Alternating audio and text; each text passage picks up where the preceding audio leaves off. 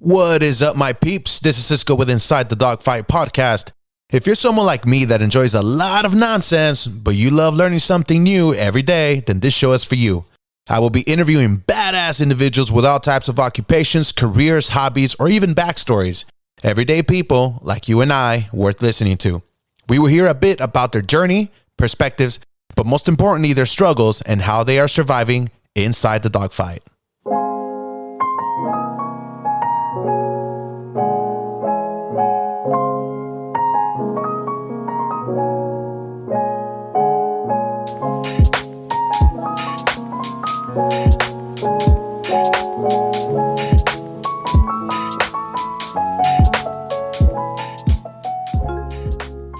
Love that.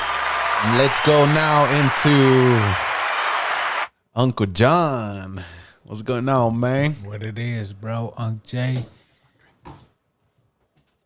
So, what is up with you, man? Give it a little backstory. Like, I know you've been all over the place, trying to make it, all that stuff, you know? I know you grew up, you're like me, right? You were born in Canada. Yes, I was, yeah. And then, but grew up in LA. Mm-hmm. And then you left, right, to try and make it. And then, I love how we're still hearing you. I'm making a mess. Yes, sir. And then now you're back. So, just to give context, at what age did you leave LA to try and make it and explore and find your niche? I left at 19 years old. And you came back and you were how old? I came back and I was 26. My man. So from 19 to 26, you're out of LA, multiple states, multiple countries, hustling, finding yourself, trying to make it. And dude, honestly, applaud you for that. Because you don't understand, not many people, just like Nahum, will leave the security of their family to go and try and find their thing. You know what I mean? And I've always, from the bottom of my heart, like, you've came back. And sometimes I talk with my dad and I'm like, you need to understand one thing, that John has one thing that there's so much value in it, and it's experience. You've experienced multiple states, multiple countries. Only God knows, and you know how many jobs you've had in between, what you've done to survive, you know? And that takes a lot of courage. It takes a lot of belief also in oneself and a lot of faith, you know, and going out and trying to make it. And so explain a little bit about that journey. What made you want to leave LA? Well, right off the bat, I could say it's LA itself that I guess you've been in a place, like in a city, that the hustle and bustle really resonates with you, right? And you really start to see like the culture behind it. Like, there's no way that you can take an L. Right. The only way to get things done is when the only time where you say it's over is when you say it's over. Say it's over. Yeah. Okay. So when you are brought up that way, right? There's really the only thing that you're set out, you're built to do is to find the truth in some things, or to find some things on your own, right? Like, so anything that in my case, I'm a very curious person. Curious George, man, of the family. Yes, sir. Yes, sir. And what I can say is I'm the type of person that is gonna question everything, and I'm the type of person that is gonna test it, right? I don't know. Earlier in the podcast, you said I'm the type of person to question. Okay,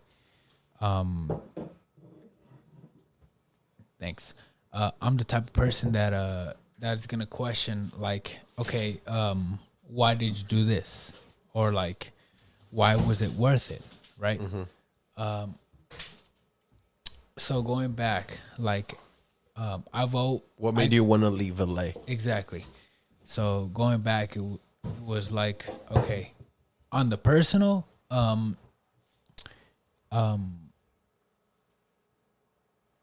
if for the people that are listening, right, like, And here's the thing for the people that are listening, but also, bro, like I consider both of you guys like my brothers too. You know, like, shout out to my brother, awesome, amazing brother. But I missed out a lot on just having siblings, right? Right. But as close as we were, I don't think I've ever asked you what made you leave LA. You know, so it's for the people that are listening, and also for even just me. Like, I'm really curious, what made you leave LA? You know, you were really young when you did it, so I know you were in the middle of explaining it. There's two things. One is, I think, with me is, I'm a very adventurous person, and I think it's also in my DNA that I'm a very aggressive dude, and I'm going to tackle you until you give me the plain and honest truth. And I don't know where I get that from, but it has to do something with my background, right? With me, it was like, okay, I can already tell you the reason why I left was because I was told that a person that has to face the real world and become successful, that's a person that has made it. So when I was young, I was 19. I was at 17. I already knew that I wanted That you were gonna leave. At 17, I already knew that I had to leave the nest. Wow. Right? And I had to pursue something that was, even though I didn't know it at the time, that was honorable. Right? Right. And to me, that's special to me because... but most people want to leave the nest, but not most people don't want to go to another country. You know? Yes. So tell me about that, man. Okay. But it's simple. It doesn't have to be another country, but it has to be a place where you have a path to... In this case, you have a path to progress yourself as an individual. All right. The weirdness about this is that I'm a person who how can I say this? Well, you would know. You were born in a different country and you were brought to America. But the only point of reference that you have is a place from a third world country. Your parents raise you to your parents teach you to know that a first world country, whatever the rules they enforce, it's what's right. Right? So so you're grown up with that. So the only difference is that you're still not from a first world country. You're from somewhere else. You're from a different country. But the message is still the same. You work hard and you have to go after your dreams, right? So with me, I left the country because I knew that what was surrounding me wasn't going to benefit me in the long term. You know? Which was what? I can already tell you off the back of my head, bro. There were so many factors. One was the what was my surroundings. So my surroundings were people who were non-creative. Okay, and I already knew I had a propensity to be a creative person. Two was were people who were small-minded. Okay, but anybody could say, "Oh, yeah, the people around me are small-minded as well because they don't think like I do." No, small-minded, I would say, is people who... Right, it could be a very dangerous concept. Yeah. Slippery slope. Just say, "Oh, you're small-minded," only because you don't agree with what I agree with. Yeah, that's clearly like a communication. Like you fail to share ideas with somebody. Yeah. But with me, it was clearly like, you know, I on a personal level, I could tell you, like, there's some people that when you talk to, you can really pick up like mindsets. You can really pick up like this person brings this type of baggage around themselves, and not like not baggage, but like mindsets more than anything. Sure. Yeah. Yeah. And Well, there's baggage and perspectives. Yeah. exactly. Yeah. So it goes back like you have to really start to not pay attention to those things, right? It's not aligning to what you're trying to do. Exactly. It's not aligning to what I do, but you have to decide. You have to decide, like, this person, as much as I really like them, or don't like them, Or respect. you know, Yeah. You have to continue doing your thing, right? You have to continue doing your thing, and you know, that is what it is. So going back to, in my personal case, I was born in Canada, right? And as much as I grew up in the American system, right, I understood that the only way for me to progress and get a better education, you know, and I valued education as a way to expand my horizon. I knew that I had to leave the country and The bubble. leave the bubble. And so I did that. And the fun part now was the fact that everything that I expected wasn't what it was, you know. Ain't that the way life works, ladies and gentlemen? Man, that was crazy because I had just recently moved to. I was dating my now wife, and he had moved there. We had become really close. Like you said, we were like brothers because he doesn't have any other brothers. Right. I don't have any other brothers, and we kind of gravitated towards each other. So when he left, and I would drive by his house, and I was like, man, he's gone.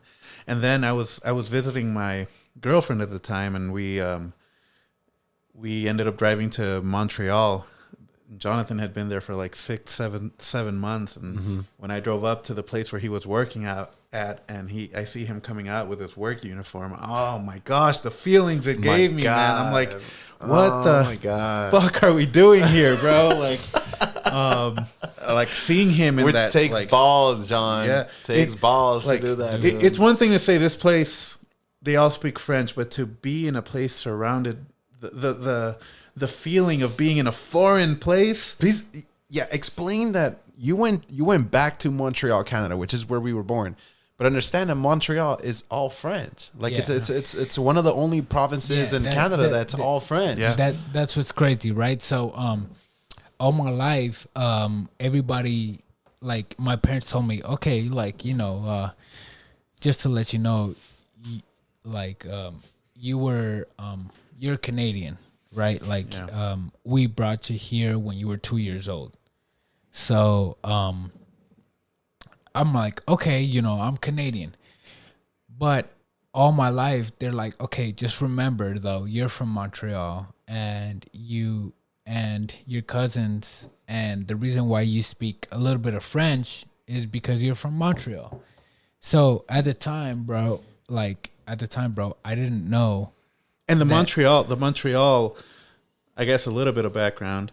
Back in the 80s, you know, our families come from El Salvador, escaping the Civil War. Canada was offering really good relocation packages for war refugees.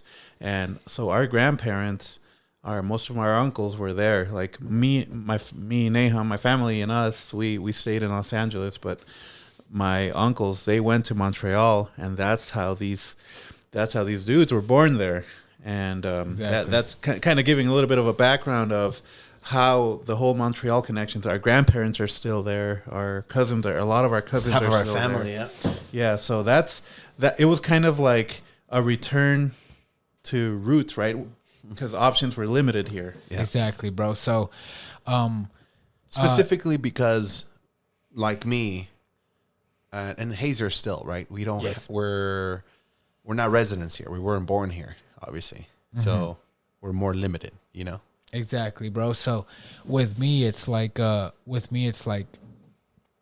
I remember during the Obama presidency, there was a lot of things that we had to be hopeful for, right?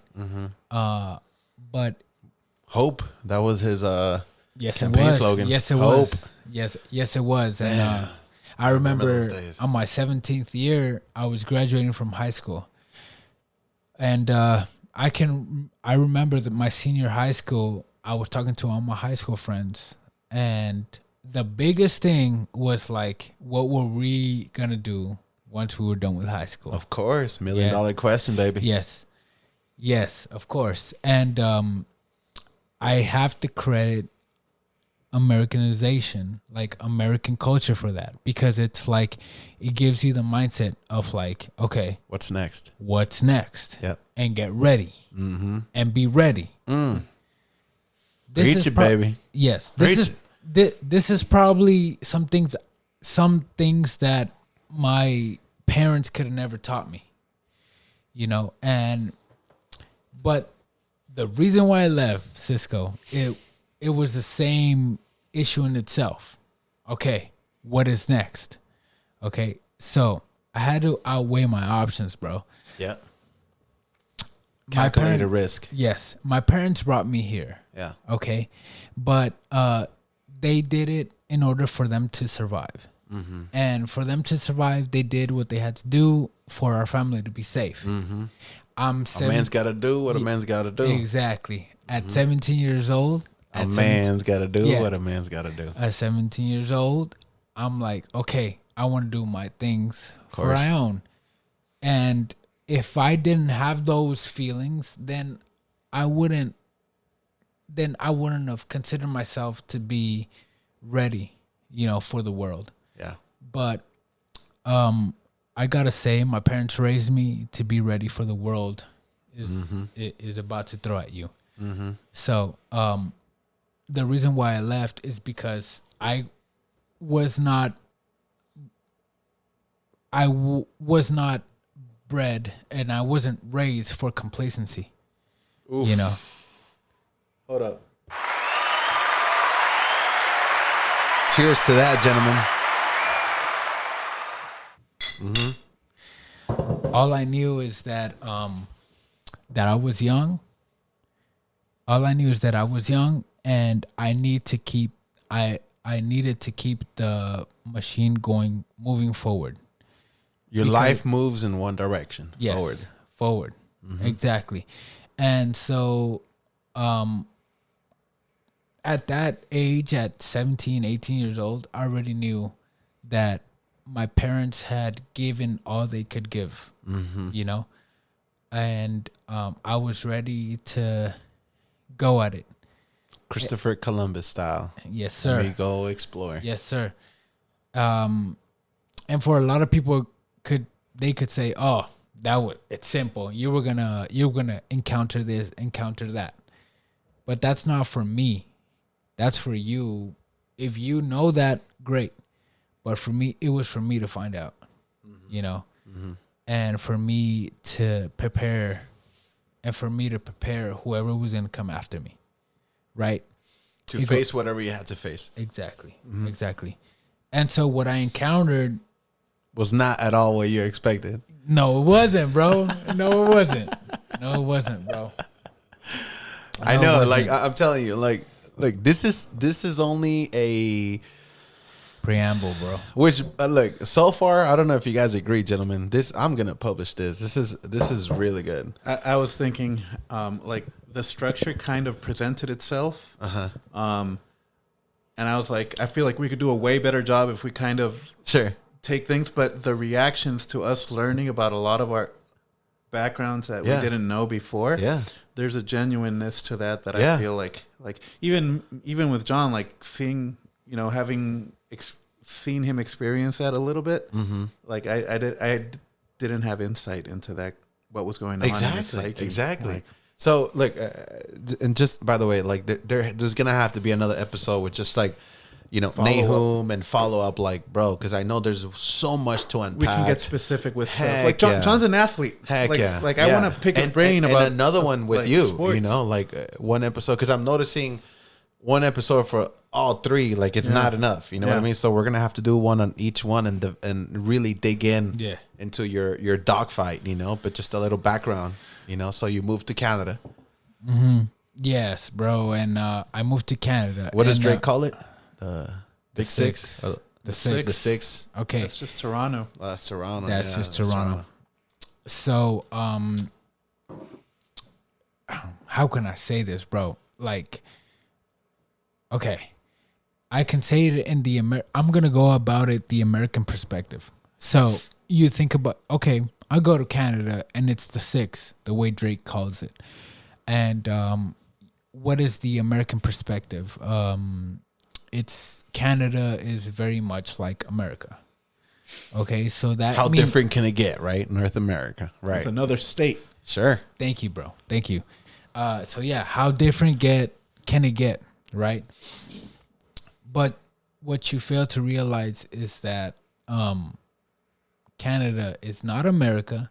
It's moved through a different parliament or frequency, a different system. Mm-hmm. And as a Hispanic, as a Latin American, growing up in the West Coast, California, that does a lot of things to you, right? There's a saying, Americans don't realize how different Canadians are from us, and Canadians don't realize how similar they are to us. Like in their perspective, they feel like they're Europe to us, and to our perspective, they feel like another state. Like, and it's one of those things nobody ever tells you until you're there. And I never lived in Quebec. That adds another degree. Like, yeah. So, to make things short, like, when I moved up there, the reason why I left after high school was for me to continue my education, right? So when I moved up there, what I thought I would encounter would be like hardships, as in like, okay, I have to suck up to this boss and I have to do this, and whatever he says is what goes. Is the law. Yeah. But what you encountered. What I encountered, bro. Different battle. Yeah. What I encountered, one, right off the bat, was already a language barrier, right? I'm on the east coast of Canada, where half of my family, instead of speaking English and Spanish as Spanglish, they're speaking French and Spanish as, Frenish. Yeah. Frenish. That's what they call it? Frenish, bro. Okay. So, and you show up with this LA lingo, huh? Exactly. What it do, my dog? Yeah. It's not even LA lingo, it's American lingo. Like, what's a le fou? What's a le fou? Le fou? Yeah. So when I go up there, bro, it's like, okay, like literally, like I am the minority, right? I had to kind of assimilate, right? Even though you're back at the country that you were born in. Yeah, even though I was at the back of the country that I was born in. Yeah. Okay. So when I go back, I realize, okay, like people are definitely in a different like wavelengths, right? Like they vibe at a different thing. And so to me, what do I mean by like different wavelengths? That meant like, to me, it's like not every, like it's just a different culture, right? People have different points of preferences. And in order for you to assimilate to a certain culture, that's when it was I breaking like a eye opening for me. In order for you to assimilate to a certain culture, you have to know what the common people are about. Yeah. Study the society, the way things work here. So that started opening my eyes. So if I'm a French Canadian, right? If I'm on the Canadian side and I'm from a French culture, what are these people up to? Like, what are these people into? What's their frame of thinking, the perspective, frame of reference. What do they like? What do they don't like? Yeah. And to me, that opened up my eyes to really realize, okay, America has a preference to certain things. Oh, for sure. You know? And we value, well, there's a lot of things that we value in the American culture. But when you really experience how other cultures don't value certain values from the American culture, you really start to get your eyes open. You really, something doesn't bring you focus, you know, you're not going to pay attention to it. But unless somebody attracts your focus to the certain thing, you're gonna concentrate on it. And so that to me was Canada, and the experience that it brought. Like, you have people from so many different countries, and their value structure was completely different from America's. You know, and it was so profound, and it rattled the core of who you were, that you had to question your own beliefs. And when you think it's important, it rattles the core of what you think it's important, right? Because I know LA, like for example, we're such a car culture here, but then you go to the East Coast, they don't give so much. They don't give a fuck about cars. Yeah, dude, we got public transportation. You know what I mean? Yeah, that was a big thing. Like, that was definitely a big thing. Here's all about what kind of car you drive. That's what makes you, you know, which is stupid. Yeah, bro. Yeah. You hit it right in. Like, everybody's like, oh, what you driving? Oh, that's a 6, that's an 8, or that's, you know what I'm saying? And in that case, it's like, you're really, the dominant culture is like, okay, you know that we're past that. You know that we're all about preserving the environment.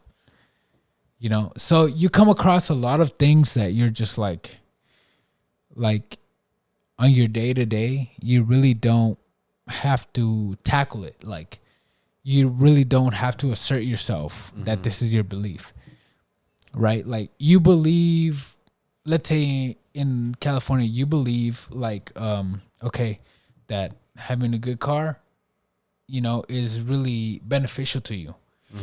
Then it's the mark of your success. Or whatever. Exactly. Yeah. So one day to the other, all of a sudden people are going to be aggressively questioning, why is having a good car something beneficial to you, towards you, right? And you have to, if you don't assert yourself that, okay, me having a car is good for me, then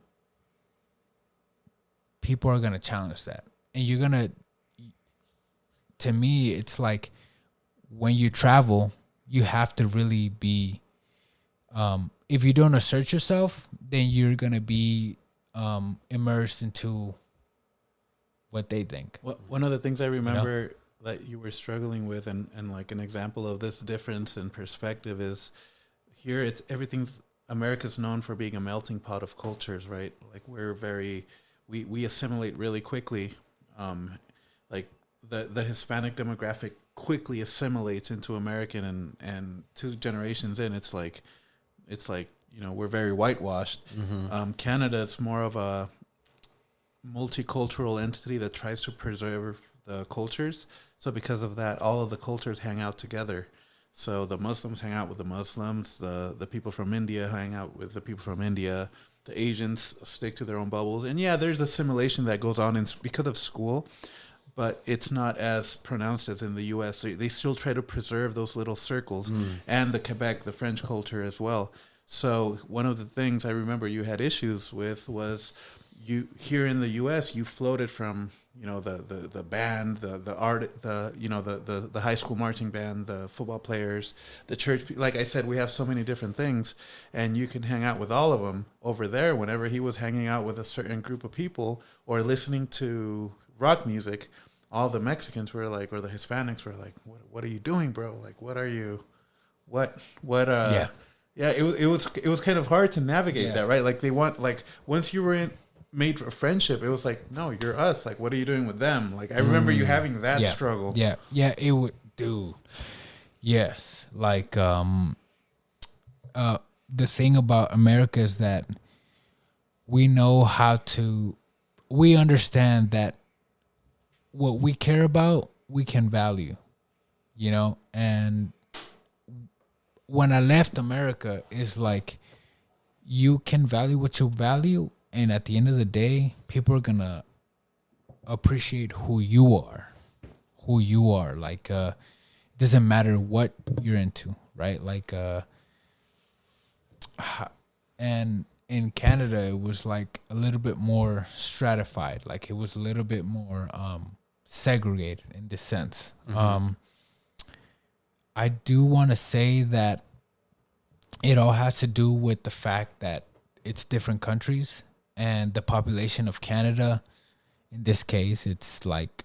Yeah, I think like there's more people in California than Canada. Exactly. Yeah. So it's like 32 million Canadians, right? So 32 million Canadians, and you can really like, okay, these people like this stuff.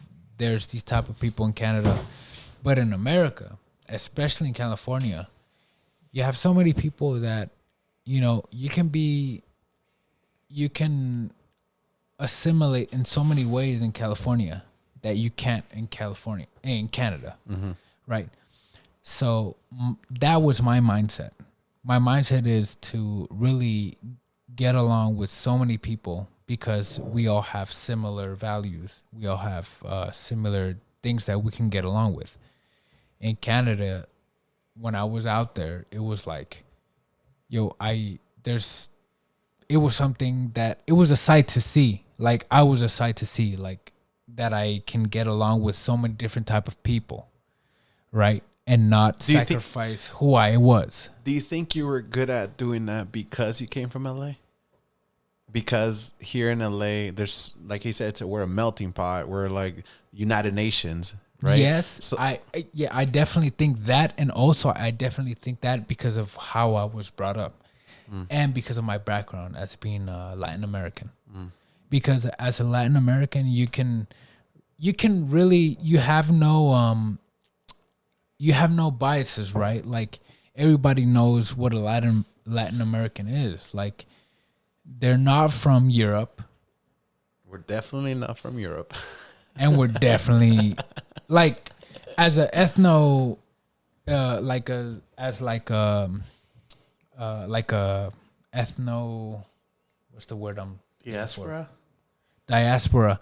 Like, we're not from Europe and we're not from Africa, right? So what the hell are we? What did you say? We're kind of from Europe. Diaspora. What is that? It's how do you describe that? It's like the diaspora is something where you plant it and it spreads out, right? Like the Latinidad, the whole like where I didn't know that one. But it is very, very European. Like well, we're influenced by Europeans, but I don't like the African diaspora is wherever African Americans have spread. So African Americans, Cuban Africans. Gotcha. Yeah. Okay. Where was I going with that, bro? the being Latino, being Hispanic. Yeah. Well, because you said how you were so good at getting, cool with people out there. So I asked you, do you think that's something that you picked up because you were born in? I mean, you weren't born, but you're from in LA. Definitely.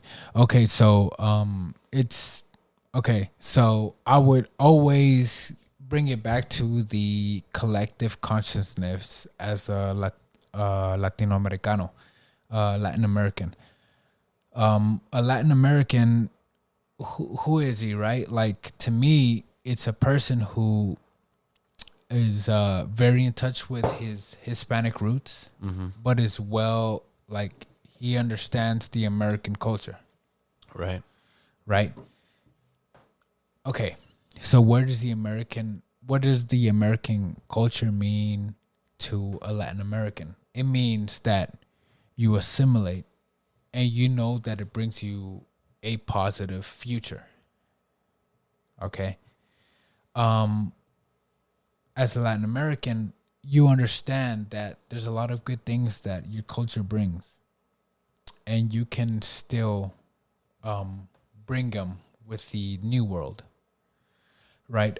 So going back, like, I feel that being a Latin American in America, you really get to it. It really becomes a blank slate. You can really absorb culture, and you're a lot more open to different cultures and understanding them than if you're somebody who was brought from somewhere else. For sure, yeah. And you were brought up so rigid that you can't really have an open mind to other things. Sure. It's easier. Yeah. It's easier for us, especially growing up in LA, to have an open mind. Yeah. You know, yeah. But that may not be the case if we were born in like Central America, South America, or like even in some of the rest states. You know, we don't have to go that far. Yeah. Yeah. So talk to me a little bit about, so you went to Canada. How many years were you in Canada before then you went to El Salvador? I was there 5 years and a half. 5 years and a half in Canada? Yeah. So why did you go to El Salvador then? I went to El Salvador because obviously, okay, I grew up here and in America, and my father took me to play soccer at, AYSO first. Our families grew up around soccer too, Salvadorians here. And, I was... You played sports in Canada too, though. You were playing basketball, and so you were athletic. Yeah. Just for background. At a high level. Yeah. Jonathan has always been like the athletic cousin from the family. Yeah. So with me, it was like, to me, it was like soccer was never a thing I had to work at. It just came natural because I was born in it, right? And as obviously, like, as I grew older, there were people that valued different sports, but I was always an athletic person. So as long as I was in motion, you're good. I was happy. Yeah. And so in high school, instead of playing soccer, I played basketball. And I did pretty well at it. I played high school basketball, and obviously we're in LA, right? So basketball is a huge culture. I became in love with it, and I knew that I was pretty good at it. So when I left California, I knew that when I went to college, I could play college ball. And so I did. I was a walk-on for college, for a team, and I made the team in college for basketball. In Canada? Yeah, yes I did. And like a basketball school, like Dawson, right? Yeah. And so I did that, bro, and I guess along the way, I had to start realizing, like, the type of talent that I had, You could compete at a high level, and you realized that you knew that you could compete professionally in other and so I did that, and so when I left Canada, it was already probably like almost 2 years in where I was playing at competitive clubs. I was playing with a lot of people that were from different countries, but they were also Canadian born, or they also had their Canadian citizenships. Yeah. And I was competing with them, and that's all I did after my college, like my college was done, because I was done playing basketball, and so I went back into soccer, and I was doing really well. And at the end of the day, I always felt like, okay, if I can do something for my family, or like if I can do something for myself, and I can do something from where I come from, I will gladly show it, publicly. And so the time came where I was like, okay, the opportunity presents itself. And I'm like, okay, you want to try to take your talent and you want to try it on the professional level? Back home. Yes, sir. Salvador. And so I'm like, I'm at the point, I was 23? I was 24 at the time. And I'm like, better place to do it than right now. We're like, bet. Yeah. Yeah. Yeah. And I gotta give thanks to my parents for the way they raised me, because I'm not a person that really, like, if I don't believe in myself, I won't go ahead and call your bluff, right? Because I believe in myself. So that's exactly what I did. And when I got the opportunity to go and try myself at the professional level. Of what? Professional level of what? Soccer. In Salvador? Yeah. Okay. El Salvador, Central America. How professional? Pretty Division 1, right? Yeah, Division 1. Division 1. Professional, bro. And it's like, I would say MLS level, right? Like a lot of people recruit from the MLS. They were the champions at the time, and like that same because they were the champions, they played in the CONCACAF Champions League, so they faced off against the LA Galaxy, and when they played in El Salvador, they beat them like 5-2 or something like that. So it's legit. Like, definitely in the game. Okay. Right. And at the end of the day, I was like, I'm gonna go for it. I already knew that as a single person, I had an advantage, right? I can say yes or no whenever the fuck I wanted to, right? Say it like the Haas twins. Yeah, whenever the fuck I wanted to. Reverb. Yeah, bro. So I'm like, okay, whatever comes out of this, I know It's gonna come out of it. People are gonna benefit from it. Yeah. And I did, bro. I went there. The trial were 3 weeks, and I ended up staying there 3 months. You know? Yeah, bro. Yes, Good sir. job. Yeah. Good shit, bro. So at this point, Tell me what the flight was like as you were leaving Montreal, Canada, flying into where in Salvador. Yo, I could honestly tell you, I was so brainwashed. Where'd you go in Salvador though? And I was what part in El Salvador? When I landed, it was in Central. San Salvador? Yeah, San Salvador. La capital, yeah. Yeah. Capital. But I can already tell you, but you bro. stayed where? I stayed in Metapan. Metapan. Metapan. Yeah, Shout out to Metapan. Shout out to Metapan, bro. Roots. Roots. That's Yes, our roots sir. right there. Yes, sir. Metapan. Bro, Put the bread in. Metapan. I can already tell you, bro, that What was that flight like, man? What were you thinking? nigga, I slept, bro. Bro, I slept. Look. It's What did we say earlier about John? Like he said, BLM. Ninja. bro. Okay, Just for context, y'all need to understand. Like we grew up around like our black friends and all that, and we have that ticket. So apologize in advance if.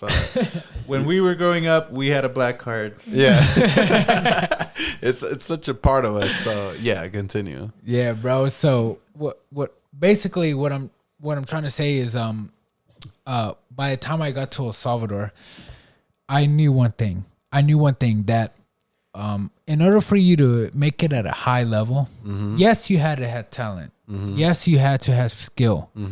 But god damn it, you had to have confidence, bro. And yeah, you have to have belief.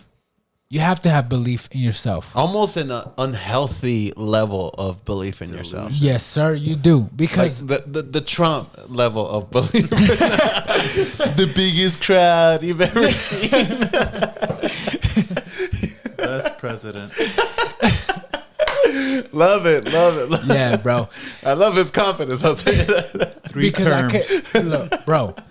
Because I can already tell you, bro. I can already tell you, like, if you didn't have that, then you had no business. Oh, and they're gonna smell it on you. Yes, sir. The fact that sir, he don't believe in himself that much. Yes, sir. They will exploit Yes, anything. sir. Shred you. Yeah. Yes, sir, bro. Like welcome, bro. Like, It's like a dog. They smell the fear. Exactly. You know? Prior to me moving, going to El Salvador, and actually trying out for the pro team, right? Mind you, they had one dude from the Jamaican national team. What? Just to mention, that fool was fast as fuck, bro. That nigga was so quick, Shout bro. out to our brothers, man. brothers in Jamaica. Dude, that fool was so quick. There was 3 guys. Jamaica, man. Yeah, there was 3 Queens guys. too. Dude, there was 3 guys so quick, bro. I thought it was quick, bro. But there were 3 guys so quick. One was from the Jamaican national team. You can actually like see him out in the I think he's playing for the MLS now. No way. What's his name? Do you remember? Last name Romero. Okay. I'll have to get the name back to you. You Okay. know? Yeah, for sure. The other dude was from the Costa Rican national team. They had just played in the World Cup that year. Like, so he was in the World Cup. Definitely, bro. They had played in the Definitely, World bro. Cup. They Yeah. got eliminated by if they hadn't been eliminated by the Netherlands, they would have gone to the semi against Argentina. So that's And you're playing he's with these playing with guys. these Yeah, I'm guys. playing with Oh these guys, my bro. God, Yeah. dude. I'm playing with these guys. So, going back, right? Like, This is gold. Yeah, Gold. confidence wise, right? So I can honestly tell you that when I told my uncle, "Hey, I'm more than ready to go and compete with these guys." You weren't more than ready to compete with these guys. Well, scored now 3 I know goals. that. Now I know that. No, of course. But when we're talking about ingredients, what do you need? You need talent. skill, You need confidence. skills, and you need confidence. With me, I definitely had the confidence, but it wasn't. By the time I told them yes, like, hey, I'm ready to go compete with these guys, it had been a good year that I was consistent, competing with guys. I was still in Canada, but these guys had played for their national teams in Europe. Canada is a very multicultural country, so a lot of the guys will come to Canada for the educational purposes to get their degrees, but their loyalties still lie with their country, motherland. motherlands. Yeah, Mother Russia. yeah, exactly. So I was all up in that mix, and so obviously I was ready. I was ready to test it, bro. I was ready to test it, and I did get tested. And to be honest, dude, that was great, man. That was great as an athlete. That was great as an athlete. Give me the perspective. You arrive, right? I know things must have been so different. I remember you telling me a story, and tell it to to anybody that's listening. What was the first practice like when you noticed their level of talent? Well, okay. One thing I know about myself, I don't know if everybody who's an athlete has that. Is I'm able to smell real quick the pace of the game. I think you need that, bro. I think you need to know A level of awareness. Yes. Yeah. The pace of the game. Right. And what do I mean by the pace of the game? The pace of the game is where people's mind, where the other player's mindset is at, right? You understand? Okay, this person wants to do it because he wants to score goals. He's this way because he wants to score goals on the personal. or this person really wants to win these people. Like you really have to read. You're able to sniff out motivators. Yeah, the motivations behind every person. Yeah. And I was able to pick that off. You know, I was able to pick that off. There's a lot of things I didn't know about the culture behind the soccer program, right? But I was able to start picking things up little by little. And right off the bat, I can sniff out, okay, who are the people who have a future, and who are the people who are trying to take their spots, right? So when I was there, all I focused on was like getting in tune with the guys, right? I didn't focus on. I knew I wasn't the best person on the crowd. Right away, you sniffed that out. Yeah. I knew I wasn't, but what I did know was that I was confident in what I brought. Like I knew what I was solid in. You know, you knew what you were good at. Exactly. And we need to work on. Exactly. So it comes back to what I was telling you earlier. You got to have the confidence of what you bring to the table. You know, and sure enough, bro, the things were, the trials were like 3 weeks. You know, and I stayed there for 3 months. Ooh, shout out. Yeah, I stayed there for 3 months. Yeah, by the first week it was crazy. The first week it was just shock. A shock. Yeah, definitely a shock, because every time that I got the ball, it on the normal competitive level that I played, it was easy. I have the ball, and I'm just gonna secure it. Keep the ball. Yeah. You can keep the ball, and you can secure it, and there was no way figure out what you were gonna do next. And on this level, it wasn't even a question. Like, even though in your head you thought, okay, I have the ball and I'm gonna figure out what I do next, and I have every belief in myself that nobody's taking the ball away from me when they pass it to me. That was shattered. That was shattered the first week. That was shattered the first week. So it was like, the first week was just like, dude, what the fuck are you still thinking that this is you're in control? You're not in control. Wow. The only thing that's in control, the only thing that's in control is the vision, and the vision is to win. What I can tell you from so playing in Canada, your mindset wasn't even, can I even guard the ball? Your mindset, as soon as you got the ball, you were like, okay, what am I gonna do with it? But at this division, you got the ball, and it was taken away from you. So people already knew that their mindset was like, I'm taking the ball away from him and I'm passing it to this person so he can pass it to that person. And they were able to take the ball away from you, like it just happened in a way where you're like, what the heck just happened? Yeah, so I had to wrestle with the idea that my ego had to wrestle with the idea. Tell me about it. Yeah. Tell me about it. My ego had to wrestle with the idea. That must have been painful. Bro, it was like, it was dissonance. Painful. Bro, okay, when you play, when you grow up all your life and you can walk into any team, any soccer team, and be like, oh yeah, we need him. Like we want him in our team. Jonathan, right? We want you. Yeah. Not only that, and then go to another sport and be like, in basketball, like let's say basketball, like, oh dude, we can definitely use him. Own him. Like we need this guy as our our sixth man, right? Just like that. Ooh, man. Then I go to Canada, no problem. I'm just hustling, you know. It. Yeah. Then I go on the professional level, bro. Bro. And my God. Yeah, and I'm there. And when I start to realize that these guys are not only like, it's not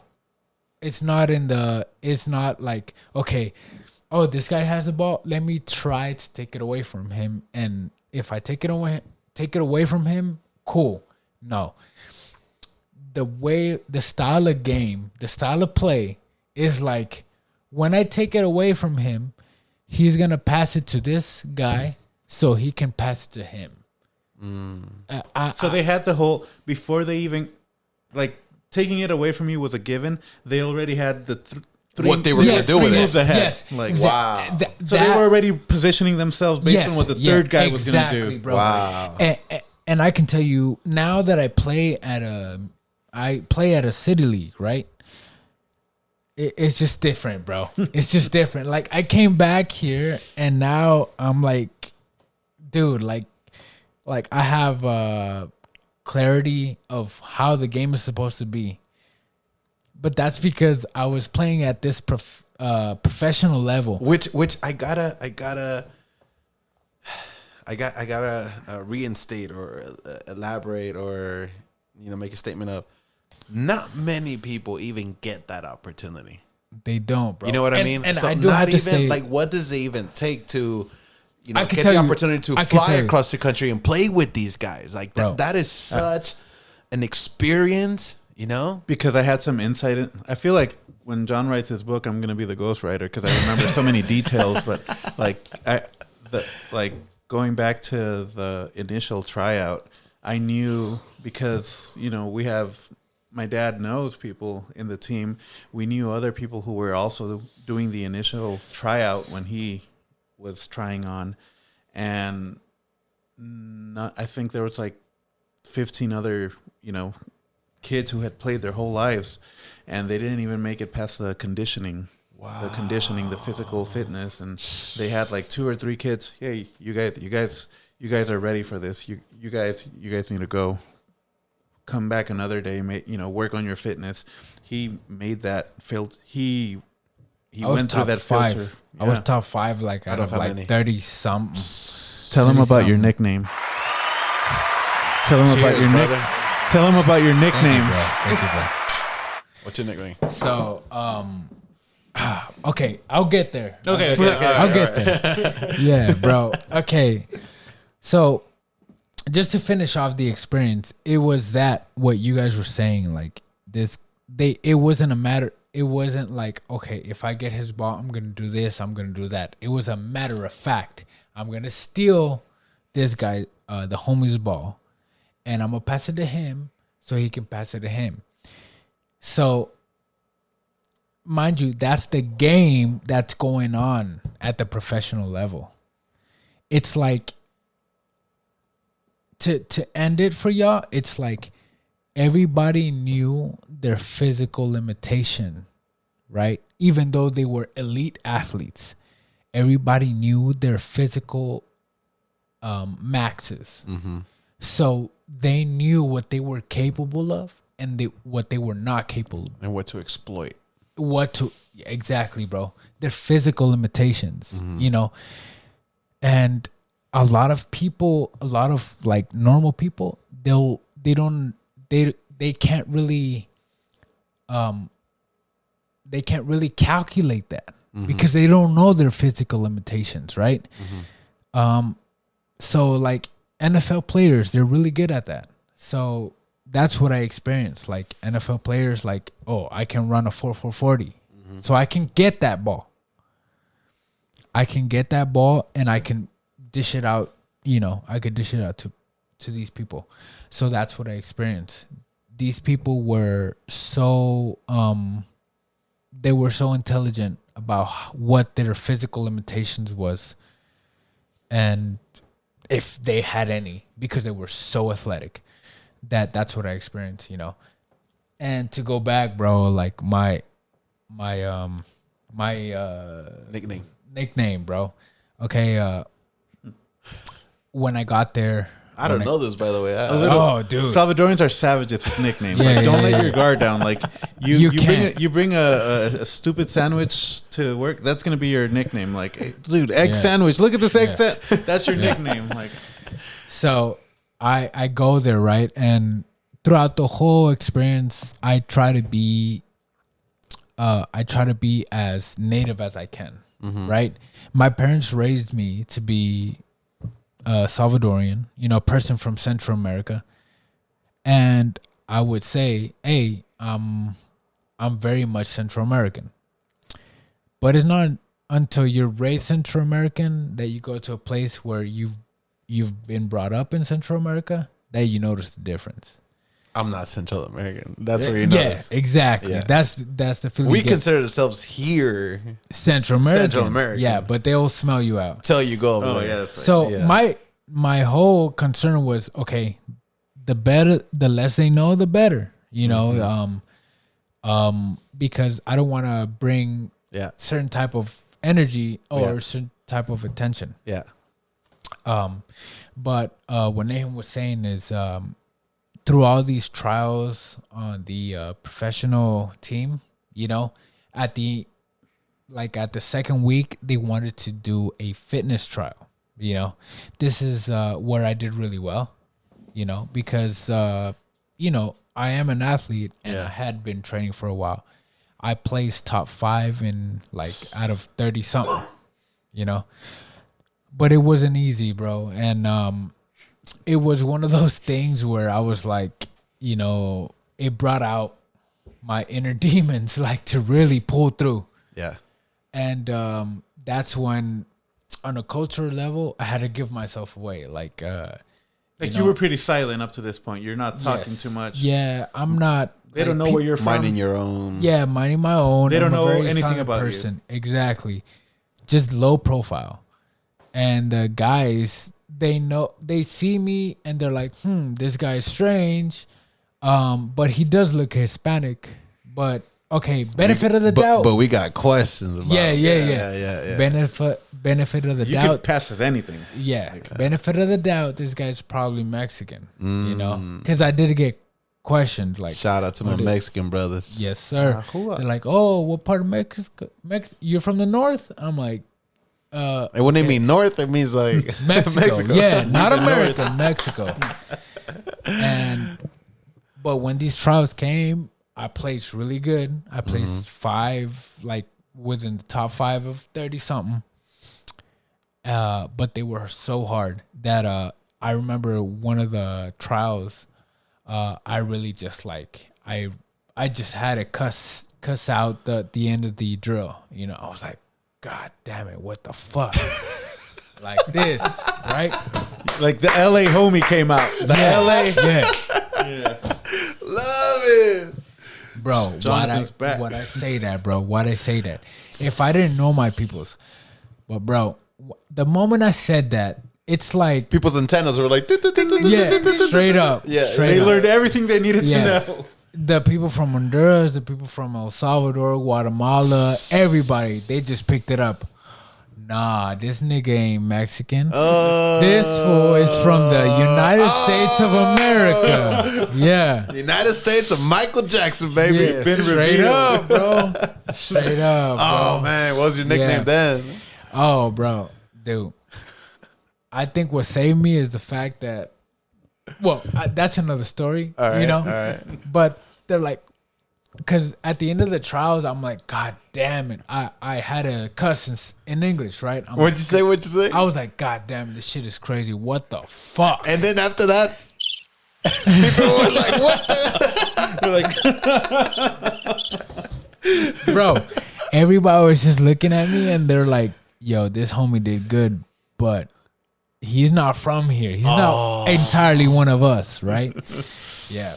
Next morning, I'm walking up to practice, and everybody's like, "Hey, cabrón!" They're like, "Hey, look, it's what the fuck, homie." Hey, that's the what the fuck, bro. Yo, that was my nickname, bro. For the next 2 months, bro. Yo, hey, what the fuck? It wasn't even John, bro. I had told him my name was Jonathan, bro. Jonathan. They're like, hey, what the fuck? Come over here, bro. Vení pa' acá. Straight up, bro. Damn. Yeah, so that's the environment I was in, bro. Yeah. That's the environment I was in. Savage. Share real quick, to wrap it up, 2 things. One, you got to tell the story. I remember you told me once how different this place was where we're coming from a culture where we drink our protein shakes. I put my little powder, my little nice Target powder in my, not even real milk, like in my almond unsweetened milk in a nice shaker cup, and I shake it, and I take my protein, and I go to the gym.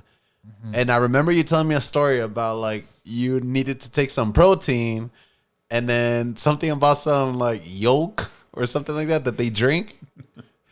Share that. Do you remember that? I'm trying to remember, bro. Keep going. You said something about like it was so different. Like some of these cats, like some of these guys, like because of a Salvadorian too, they're so limited. Yes. The way they would drink their protein. Okay, yes. Okay, share. All right, bro. So being out there, bro. I'm close to 5'10", 5'10", and I'm close to 5'10". I'm about 175 pounds, healthy, stock, right? Athletic, and philosophical. Yeah, when I was out there, bro, like I got in there 165 pounds. It was normal for me to assume like I was gonna lose some weight because of the crazy training, right? But when I started getting to 159, 158, I'm like, yo, like I'm in this country, and I'm like, I ain't getting enough I'm dying. food. Like, yeah, I'm literally dying. and I'm trying to get like some cereal and stuff, but you can't find it some days during the year. There's no cereal out there? There is, but sometimes there isn't in the shop. What do you mean sometimes there isn't? Oh, like it won't be restocked? Yeah, exactly, bro. And I'm sure it's not like the crazy options that we got here. Exactly, bro. Yeah. So, like, at this point, I'm like, I call my aunt where I'm staying at, right? Like, she had a big house, and she's like, you know, I could stay there. And I'm like, oh, man, Dia, like, I'm having this problem. Like, every day, I'm having this sensation that I'm always hungry, you know? I know I'm playing a lot. I know I'm training a lot, and I'm eating. But why the fuck am I so hungry, bro? Wait up. I can't get satisfied. I can't see way. And it dawned on me, like, a lot of these kids, a lot of these dudes that are like my size, bro, the reason why they're 30 pounds lighter than me is that they can't get the nutrition. Oh my God. Yeah, but to even me, at that professional level. even at the professional level, bro, I'm like, okay, nah, I can't compete with these guys if I need to eat. So I explained that to my aunt. My aunt, and I'm like, look, I'm starving. Like, I need to get protein in me. Like, not just one chicken breast a day. Like, I need more protein. It's not even enough for me here in freaking Cali. Like, I need to get it. And she's like, okay, no problem, you know. So next, like, a morning, she wakes me up. And she's like, oh, okay, let's go to your uncle's brother-in-law's farm. And so we go. Yo, and we get there, bro. And I'm like, oh, great. She's like, we're going to get your milk for the rest of the week. And I'm like, okay, no, cool. Because you couldn't just buy a gallon of milk?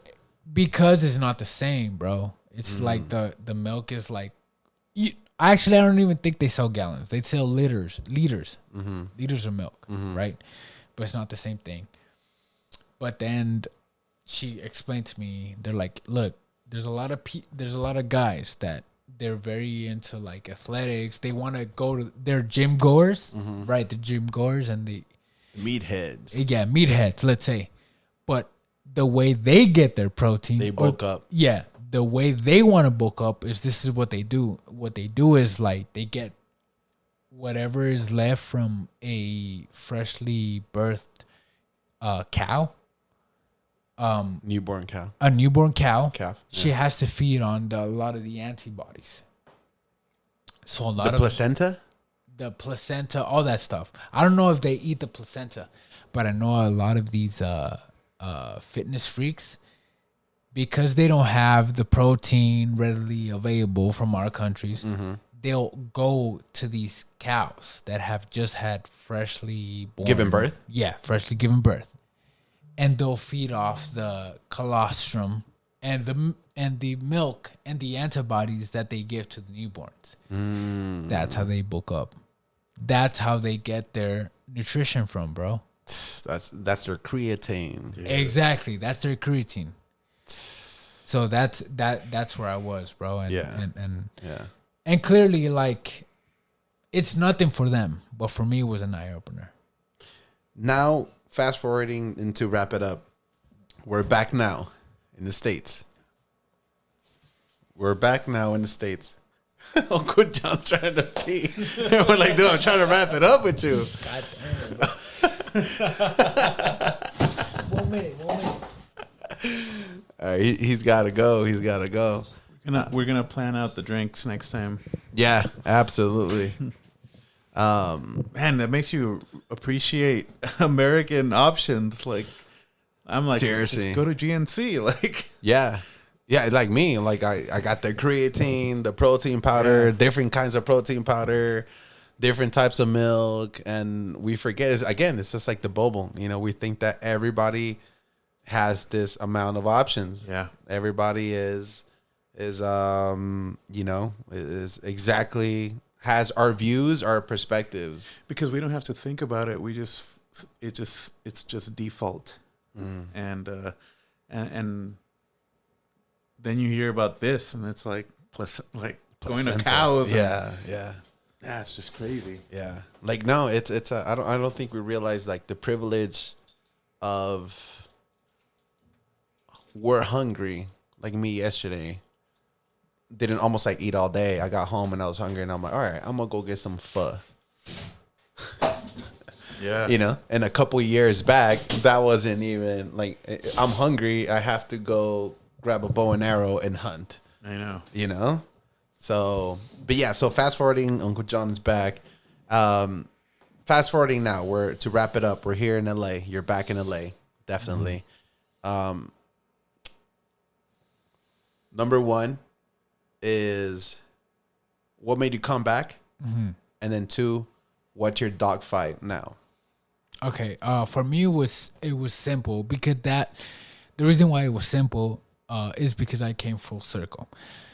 To me, it's all about understanding who you are, right? There, as a person, as a male, as a man, I could tell you that there's certain things that you're instilled with. Like, there's certain things a man does and a man takes responsibility for. I was raised to be a person that understand that you have a role and you're responsible for the people that you love, for the people that you're accountable for. In this case, family. Yeah. You're right. Not everybody is born the way I am, but thankfully I come from a big family. So I'm accountable to these people. I figured that out on my own, right? And I have a role for these people. I can be something positive in their life. And at the end of the day, you start realizing that when you face the real world, like when you face the vast world, who are you to the world, and who are you to the people that love you? You know what I'm saying? Which may be 2 versions of yourself. Yes.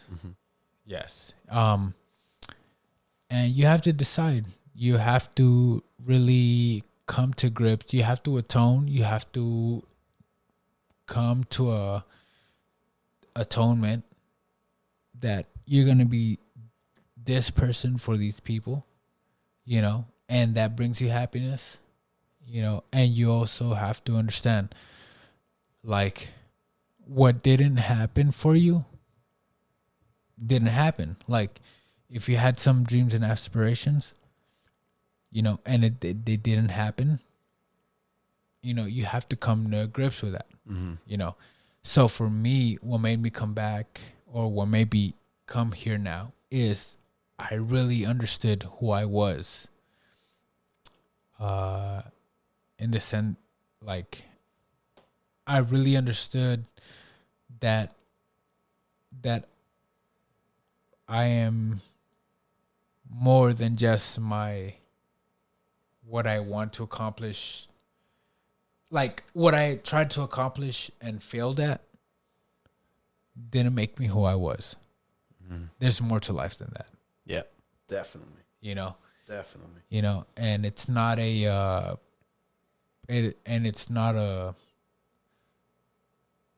it's not a way to compensate for what I've lost, but more like We've gained. finding who you are, like finding more about yourself. And on the personal, I found out, man, dude, like, you really start to value certain things that you didn't know you had. So that can mean a lot for different people. It can be different for you. It can be different for me. But I guess it's on the subjective level. Like, these things make me happy, and I love that I still have them, and I'm going to do everything to keep them. You know what I'm saying? No, shout out to you. Like, not only leaving the nest, but you left the freaking. Most people just leave the nest. You both have left the planet, the Amazon. You know what I mean? Like the plane, the terrains. And so I've left the nest, but still within the same vicinity. Just different tree. But experimenting in your own way. Exactly. Now that you're back, to wrap it up, what is your biggest fight, your biggest dog fight right now? My biggest dog fight. Which in a way, both of you guys are back, Yeah. That's pretty dope. My biggest dog fight is just to,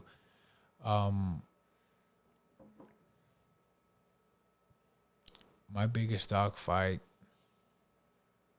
is just to really magnify everything that I hold dear. Like, how would I say it? It's to magnify everything that I hold positive in my life. There's no reason why I can't share things that bring value to my life to other people that don't know that it exists. Right? What do I mean by that? Like, you go through the world and you really realize, like, dude, there's people that you go across and they've never really felt love in a certain way, or they've never really felt appreciation in a certain way. And so my dog fight, I guess, at this point is like, yes, I want to recreate what I hold dear in my life. But at the same time, I want to let other people know that this exists, right? It's a form of knowledge is power. It's a form of knowledge is power. I don't know what it might mean to people around you. No, let them like discern what it means to them. When I ghostwrite that part of John's book, I'm gonna reword it as, you want to find the best things you've experienced in all the places you've been, and you also have identified the things that make you who you are, that you love, and you want to anchor yourself in those, and you want to scale them. Like that's my takeaway. Like, there's a lot of layers in that. Yeah, there's a lot. Dude, I love the question, what is your dog fight? And I wish I would have prepared it beforehand, but like ever since you asked it, I'm like, there's so many. Like, I feel like the question makes you identify where you're headed in the multiple directions we're heading, the different dimensions, and what the, like, it's a very powerful question. And like, I feel like there's so many dogs in my fight. And, oh, for sure. That's why I was specific. What's your biggest dogfight? Because there's like, I can identify like 50, right now, like going on, just in this little time. But so to wrap it up, okay, Nahum, going back to you, what's one advice you would give to anybody that's listening, given your journey, what you've learned, your career, music, and what you do now? What is it? Digital marketing. Digital marketing. So, what's one advice you would give to anybody that may identify with you? That's a tough one, and I'll probably think of a better answer in the shower tomorrow. But like, this is one of those things where like, I should have said this, but advice. What's your appliance conditioner? Yeah. No, that's a really tough question because I'm not. Or any advice or any. I'm sure you can craft it up better on another episode, which there has to be more. Yeah. Sure. But any piece of advice to anybody who maybe identifies with the stuff that I'm kind of going exactly. for. Position yourself. Do whatever will create the most action. So there's different things. There's times where we're weighing options. Like, what am I going to do today? What should I do? You can't really, your intuition kind of fails you when trying to weigh options. Do whatever is going to get you the most activity. Do whatever is going to get you closer. Position yourself in a way that's going to get you the most. For example, sometimes for me, that activity is a workout. Like, I feel stuck. I don't know what to work on that day. Dude, just hit the gym. Mm-hmm. That's action. That's literally action. Mm-hmm. And everything else flows from there. So somebody who doesn't know what to do, I'm kind of thinking of a podcast. Okay, whatever you can get done now, whatever will get the most action done now, do that. When you're stuck. Obviously, don't sacrifice your responsibilities. Yeah. But, some people need to be told you need to wait. Most people need to do something. Do something. Right. Yeah. Right. The plan Get off your ass. Think of a plan, and then the real plan will reveal itself once you're moving. That's my biggest takeaway. Like, whatever plan you have is going to fail, but once you're executing that plan, the real plan will reveal itself. So just action, man. Action. Same thing. I got to say, like, it is exactly what happened with this podcast. It was an idea. It was in my head and everything. And, but then I'm like, you know what? I started buying things, bit by bit. But then there was one biggest piece, which was the Rodecaster Pro. And I'm like, nah, this is it. I have to go. I have to jump into it. And as I jumped into it, then it led me into, okay, I got to make the logo. As I did that, okay, I got to create the intro. As I did that, okay, I got to create the outro. And as I did that, so it was just like a domino effect. But it all started with an action. Yeah. You know what I mean? So and you need some type of, like you said, you did due diligence. You did research. So there does need to be an outline. There does need to be a game plan. And then once you're executing that, the real game plan, once you get punched in the face, that's when that's when the real, right. Like once you're in a fight, once you're in a dog fight and you get punched, you're pretty much prepping for the next fight at that point. Like use that as an opportunity to prep for the next one, right? So what about you, Uncle John? Anybody identifies with you where you're going through the adventurers of their family? What's one advice? One advice is just one, or just whatever. One? I mean, yeah, dude, okay. Whatever you want to share. Okay. The more I learn about myself in my adventure state, it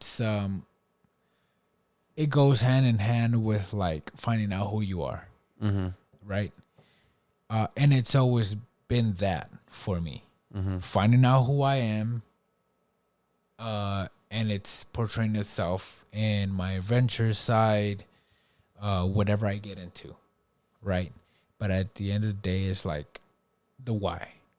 Why did I do this? Like, why is it born from me, right? At the end of the day, it's like it's like you have to find your why, right? Like why did you do this? Why did you do that? You have to question yourself, right? I think that's the basis of like self improvement. If you didn't do that, then you did it for something else. Like if you didn't do it to find out the why, then you did it for pleasure. You did it to do something or a reason fun. that you will never know.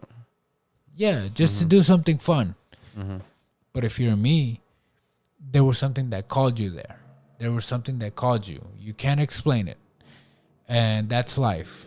You have to act upon what you feel, and you decide whether you want to pursue it or not. If you pursue it, be ready. Be ready to find something. You know? And if you find something, bro, that could be treasure, and it's something for you and you alone. And maybe it'll be like what Nahum said, like you can capitalize on that maybe 20 years down the road, but it'll be yours. And at the end of the day, I think at 29 years old, I'm starting to realize, hey, this is life. Like you're starting to find you find gems as you go through your journey, and you really there's some things that you hold close to yourself, and you can only bear the fruit somewhere down the line, you know. Well, there you have it, ladies and gentlemen. Apologize and beforehand if we didn't do anything right, you know what I mean, but we're learning as we go. And hopefully you guys learned something from it, or anything that you guys were able to capture and learn from it, or take in anything from it. But this was very, very, it was honestly like the personal level was better than I thought. You know what I mean? It was very informative. Even us as like cousins. And so I want to thank you guys for giving me an opportunity, giving me a shot. Thank you for being here. I know it's 3 hours, but most likely I would split it into two, you know, one with you, one with John. But thank you so much, guys, for being here and giving me the opportunity. Yeah. So any last words? Happy to be here, bro. Thank you so much. I'm excited about this, and can't wait to listen to the other episodes. There you go. Yes, sir. My man. All right, wrap it up. Hey, so I want to thank everybody that stayed with us till the end. If you thought it was trash, hope you turned it off. But if it had value, please like, comment, subscribe, and share it out for me. Till the next one, bye-bye.